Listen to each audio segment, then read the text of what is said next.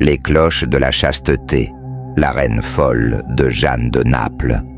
Une reine si belle qu'elle envoûtait les royaumes, mais si crainte qu'on lui cousait des cloches dans ses robes pour étouffer son pouvoir de séduction. Jeanne de Naples, souveraine du XIVe siècle, fut une figure énigmatique dont la vie mêla scandales, meurtres et rituels bizarres pour contrôler sa sensualité. Accusée d'avoir orchestré l'assassinat de son époux et d'avoir manipulé ses amants avec des charmes mystiques, elle fut contrainte de porter des cloches pour signaler ses mouvements et empêcher toute séduction illicite. Cette saga explore les facettes les plus troublantes de sa vie, des intrigues de cour aux châtiments imposés par une société terrifiée par son pouvoir. Basée sur des sources comme celle de Boccace et des analyses historiques modernes, l'histoire de Jeanne de Naples révèle une femme à la fois victime et manipulatrice dont les cloches devinrent un symbole de sa lutte pour la liberté. Si vous pensiez que la séduction était un art innocent, découvrez comment Jeanne transforma l'amour en arme mortelle. Cliquez sur « J'aime », abonnez-vous et laissez un commentaire pour partager cette histoire glaçante. La reine envoûtante, les origines scandaleuses de Jeanne de Naples, une reine si belle qu'elle faisait trembler les royaumes, mais si dangereuse qu'on cousait des cloches dans ses robes. Découvrez l'histoire terrifiante de Jeanne de Naples. Cliquez sur « J'aime », abonnez-vous et laissez un commentaire pour partager ce récit glaçant. Dans le royaume de Naples du XIVe siècle, Jeanne de Naples naquit en 1326 dans une dynastie marquée par le pouvoir et les intrigues. Selon Giovanni Boccace, dans De Casibus Virorum Illustrium, elle était une enfant prodige, belle et intelligente, héritière du trône, à seulement 17 ans, après la mort de son grand-père, Robert le Sage. Élevée dans une cour fastueuse mais instable, Jeanne développa un charisme magnétique capable de séduire nobles et diplomates. Pourtant, sa beauté devint une arme à double tranchant, suscitant à la fois l'admiration et la méfiance. Mariée à 12 ans à André de Hongrie, un prince imposé par des alliances politiques, elle entra dans un mariage marqué par la tension. Imaginez être une jeune princesse, entourée de courtisans murmurant sur votre charme, mais scrutée par un époux jaloux. Dès son couronnement en 1343, Jeanne attira les regards, mais aussi les soupçons. Selon Nancy Goldstone, dans The Lady Queen, sa sensualité naturelle, cheveux blonds, yeux perçants, démarche gracieuse, était vue comme une menace dans une société patriarcale. Les chroniqueurs rapportent que des cloches furent cousues dans ses robes par la cour hongroise sous prétexte de préserver sa chasteté et d'empêcher des liaisons illicites. Ces cloches, tintant à chaque pas, étaient un symbole d'oppression. Mais Jeanne les transforma en défis dansants avec grâce pour faire chanter le métal. Les psychologues modernes pourraient analyser ce contrôle comme une tentative de brider son pouvoir, reflétant une peur collective des femmes influentes. Imaginez être une servante cousant des cloches sur la robe de la reine, sentant son regard brûlant de défi. Les premières années de son règne furent marquées par des rumeurs. Selon Boccace, Jeanne utilisait des charmes mystiques, potions, incantations, amulettes, pour captiver ses amants, consolidant son influence dans un royaume divisé. Une anecdote raconte qu'elle offrit un médaillon enchanté à un jeune noble, le liant à elle par un serment secret.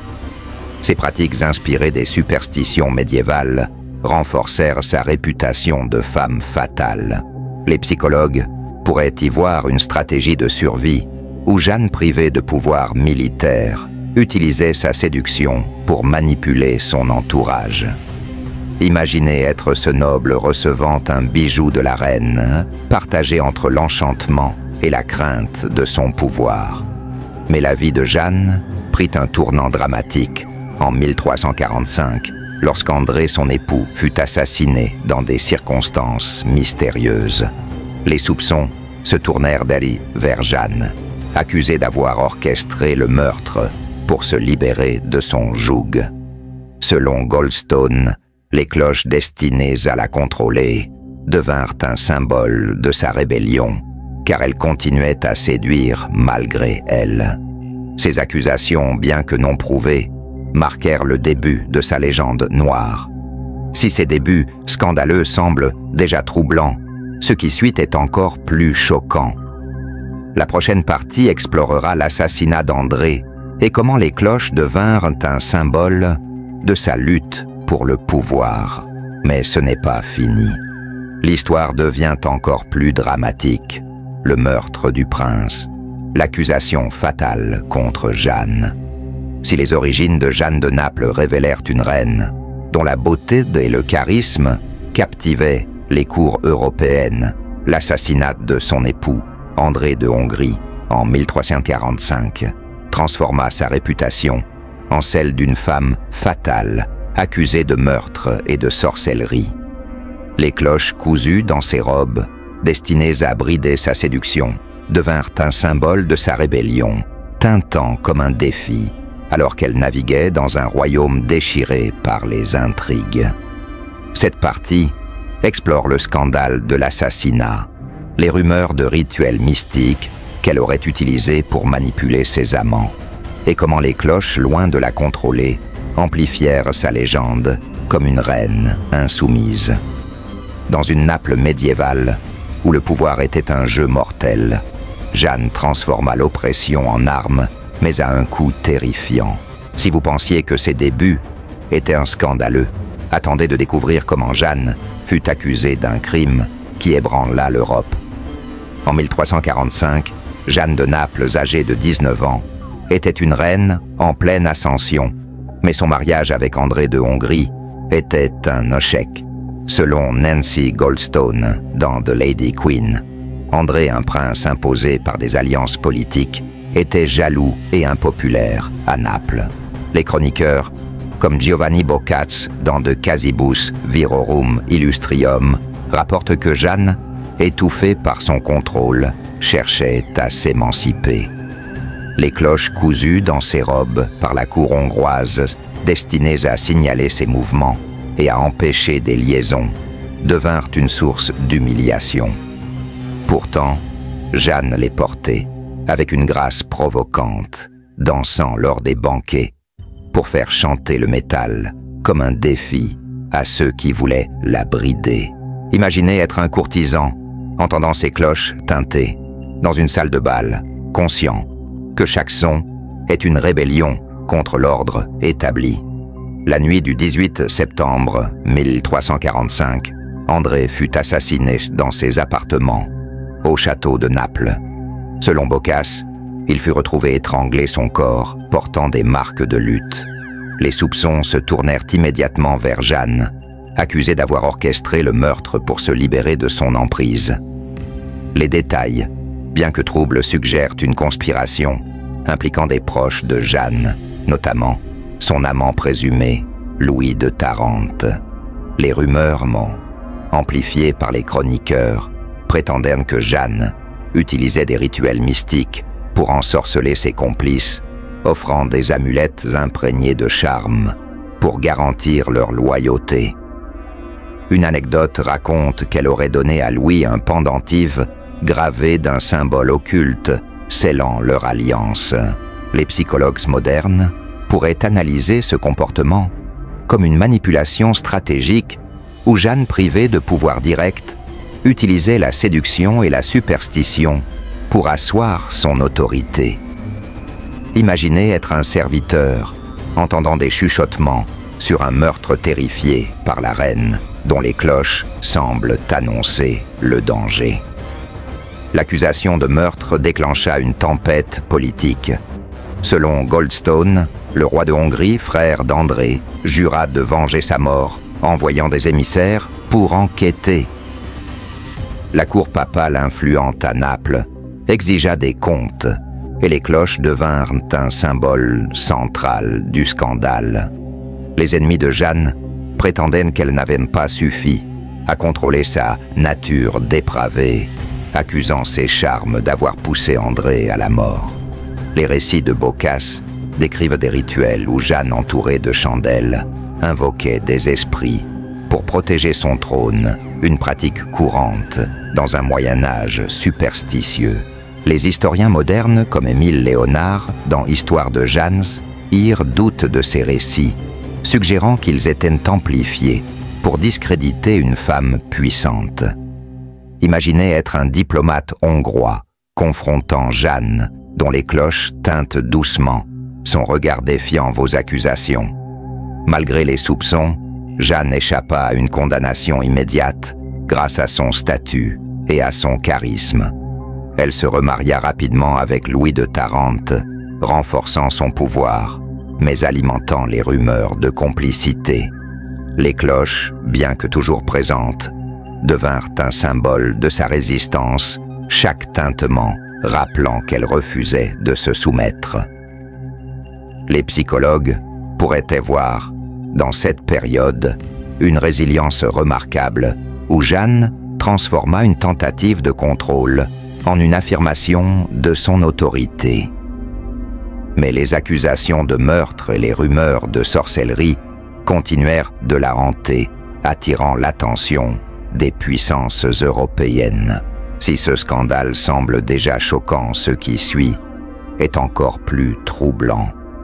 La prochaine partie explorera comment Jeanne utilisa sa séduction pour manipuler la cour, transformant les cloches en armes de pouvoir.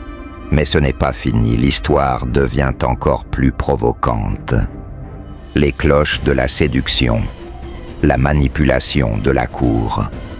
Si l'assassinat d'André de Hongrie fit de Jeanne de Naples une figure controversée, sa capacité à transformer les cloches de chasteté en un outil de séduction et de pouvoir démontra son génie manipulateur. Dans les années 1340, alors que les accusations de meurtre planayant sur elle, Jeanne utilisa son charisme et des rituels mystiques pour consolider son emprise sur la cour napolitaine, défiant ceux qui cherchaient à la contrôler.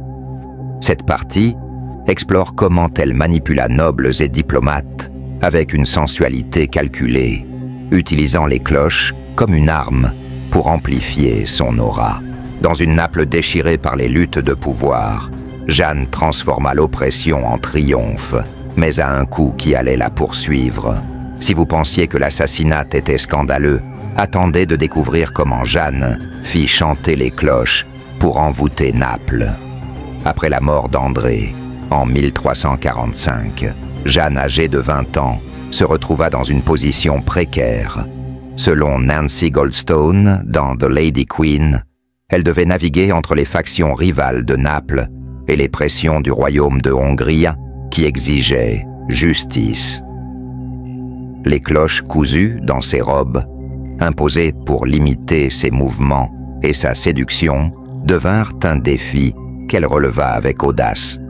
Lors des banquets, elle dansait avec une grâce provocante, faisant tinter les cloches comme une mélodie envoûtante, attirant les regards des nobles. Selon Giovanni Boccace dans De Casibus Virorum Illustrium, cette stratégie transforma un symbole d'humiliation en une arme de fascination, où chaque tintement semblait promettre des secrets interdits. Imaginez être un noble hypnotisé par la reine, dont les cloches annoncent chaque pas partagé entre désir et crainte. Jeanne ne se contentait pas de séduire, elle manipulait.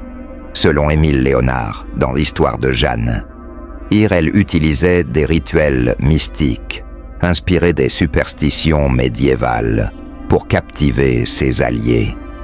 Les récits parlent de potions et d'amulettes qu'elle offrait à ses amants prétendument imprégnés de charme pour garantir leur loyauté. Une anecdote raconte qu'elle donna à un courtisan un anneau orné d'un symbole occulte, le liant à elle par un serment secret. Les psychologues modernes pourraient analyser cette manipulation comme une forme de contrôle psychologique où Jeanne exploitait les croyances de l'époque pour renforcer son pouvoir.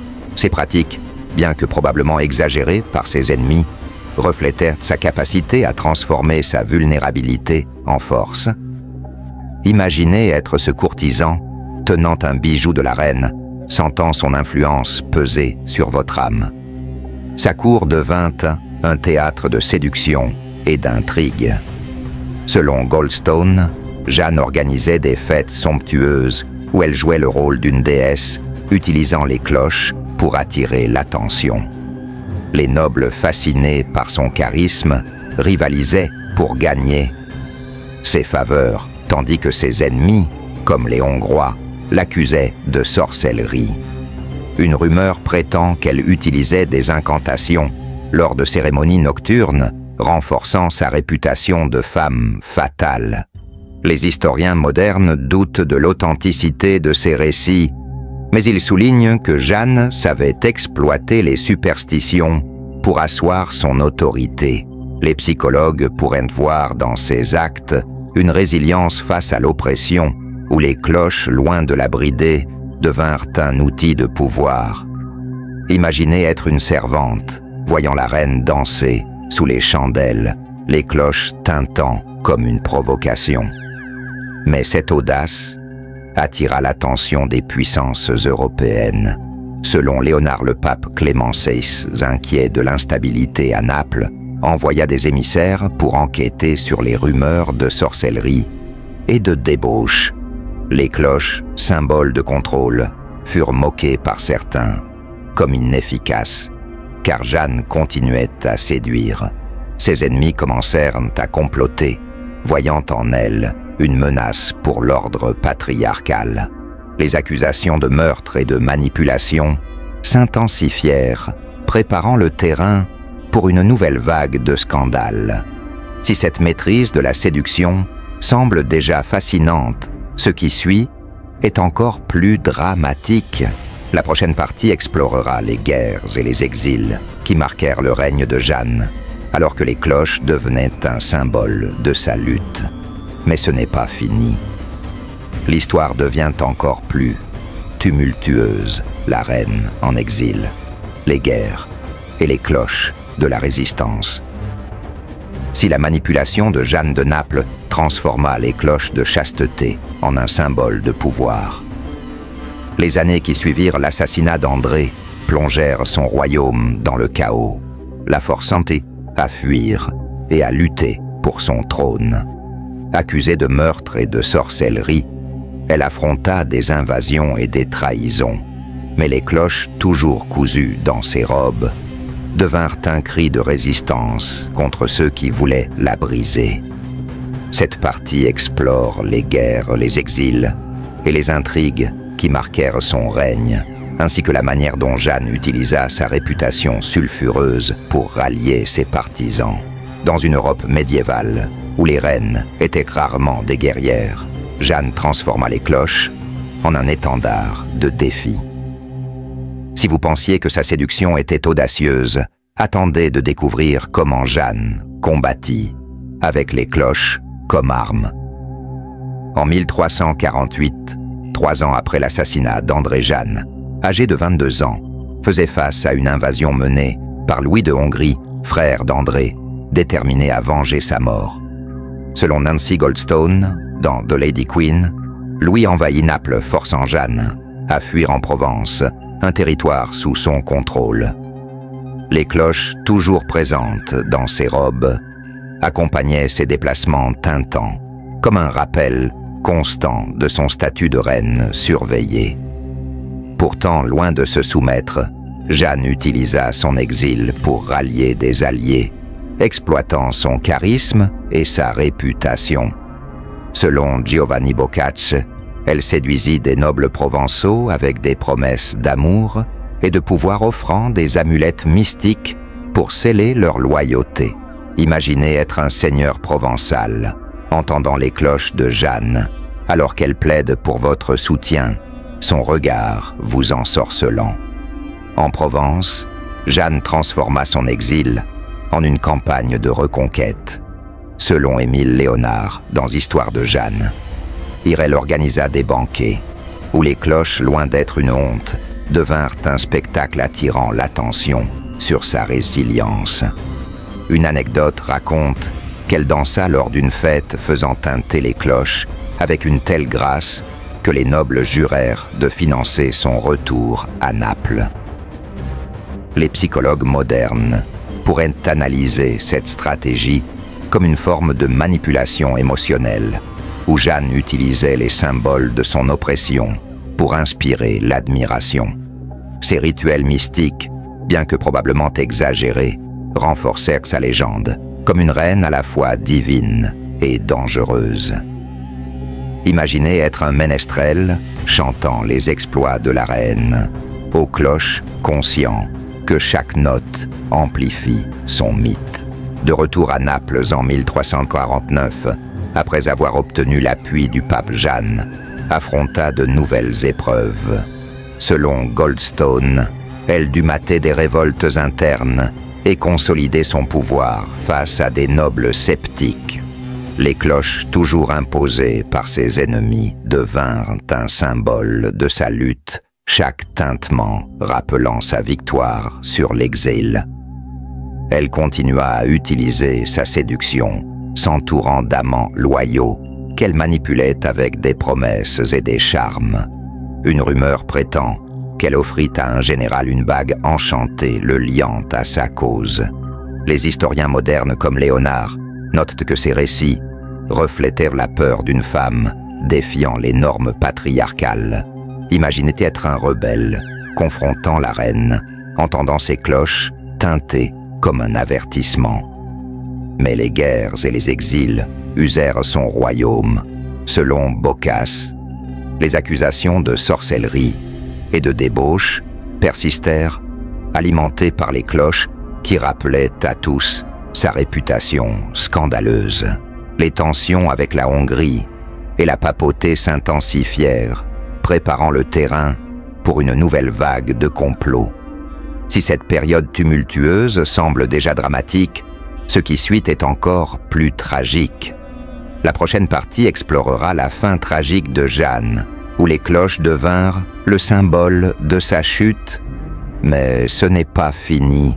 L'histoire devient encore plus déchirante.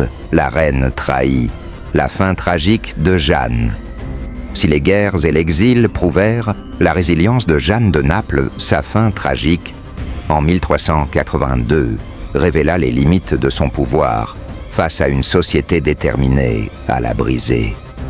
Accusée de meurtre, de sorcellerie et de débauche, elle fut trahie par ceux qu'elle avait autrefois séduits, ses cloches, devenant le symbole de son emprisonnement.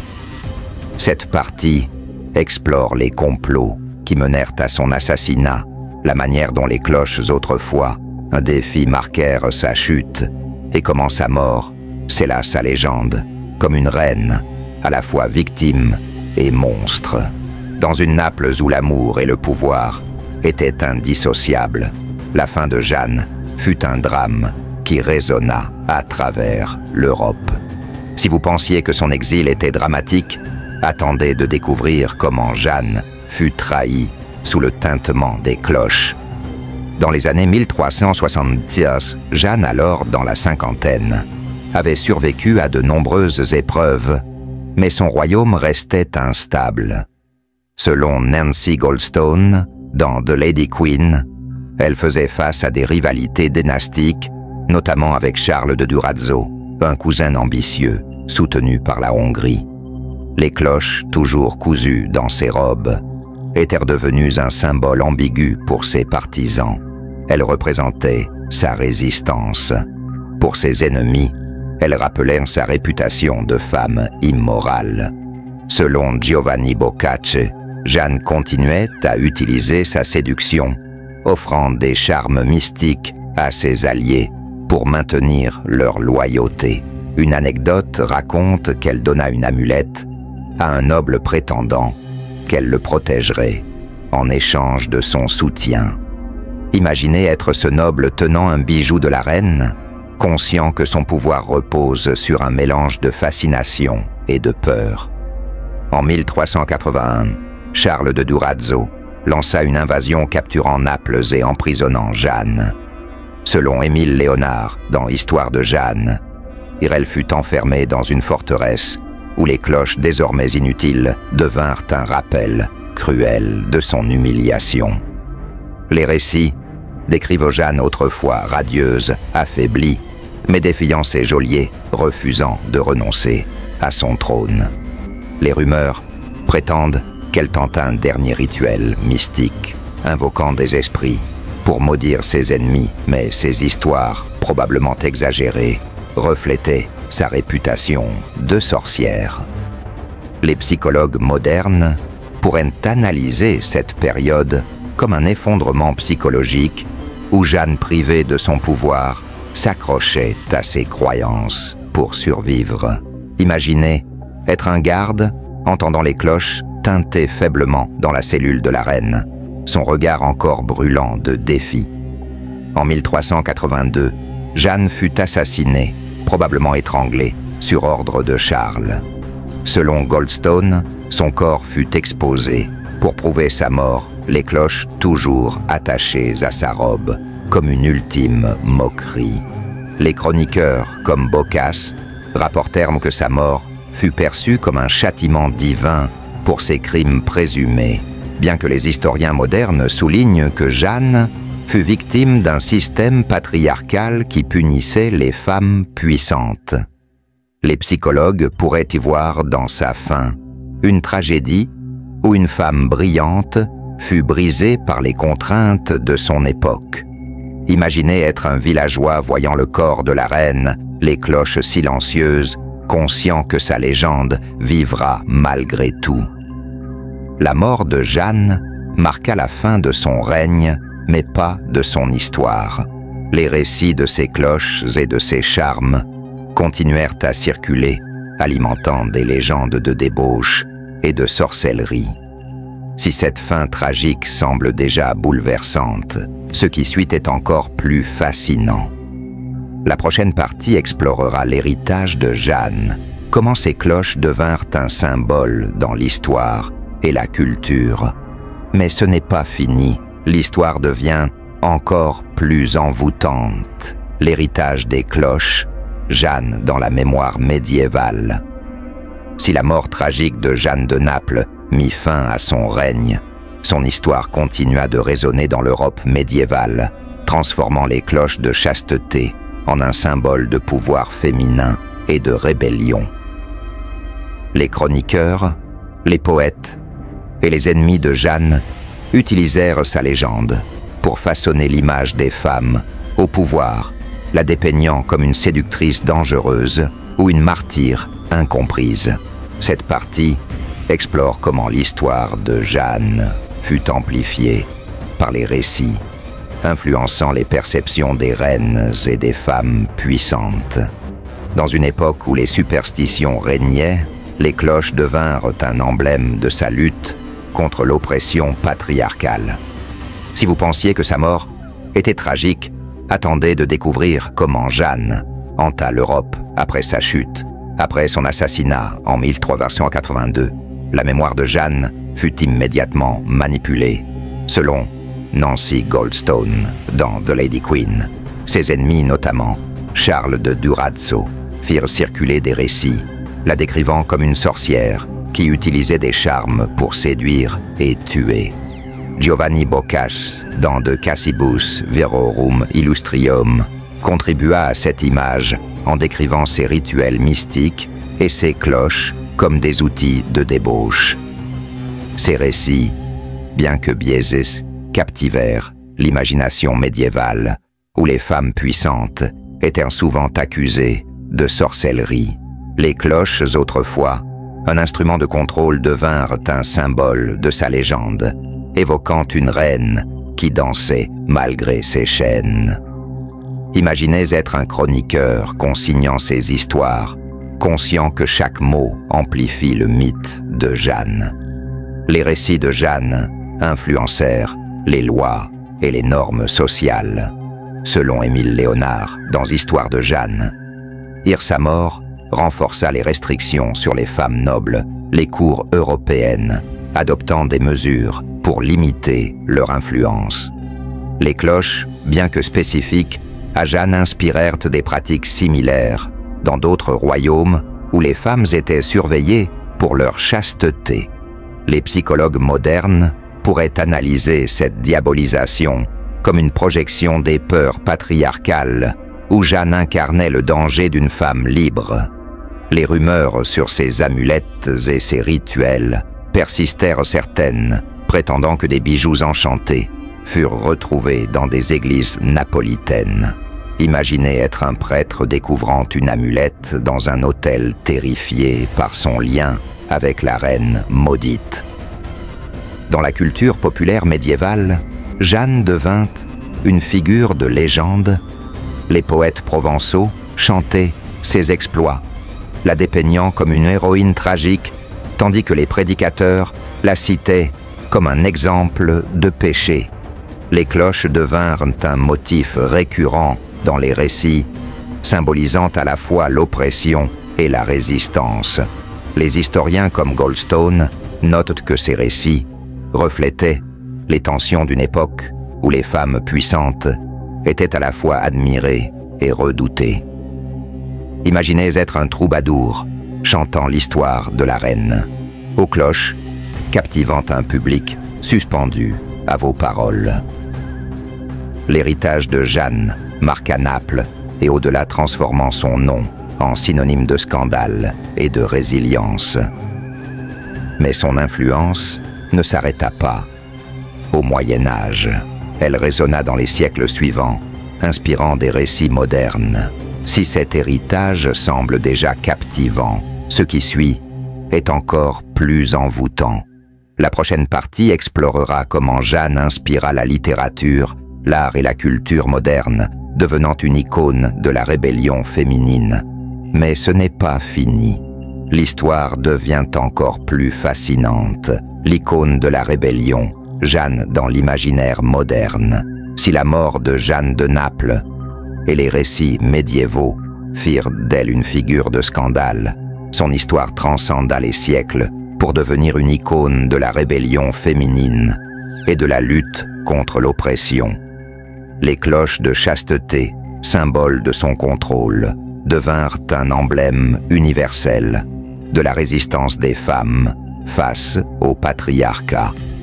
Cette dernière partie explore comment l'histoire de Jeanne inspira la littérature, l'art et la culture populaire, transformant une reine accusée de meurtre en une héroïne tragique, pour certains, une séductrice maudite pour d'autres.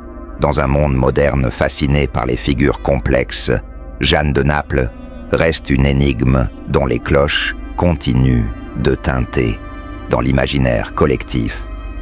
Si vous pensiez que son héritage médiéval était captivant, attendez de découvrir comment Jeanne hante encore notre époque.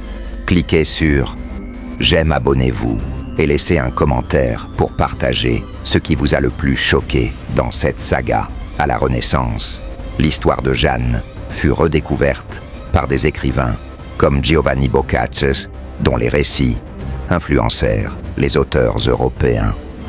Dans De Casibus Virorum Illustrium, il dépeignit Jeanne comme une femme tragique, victime de son époque, mais coupable de ses passions. Cette dualité fascina les érudits, qui voyaient en elle une figure à la fois héroïque et monstrueuse.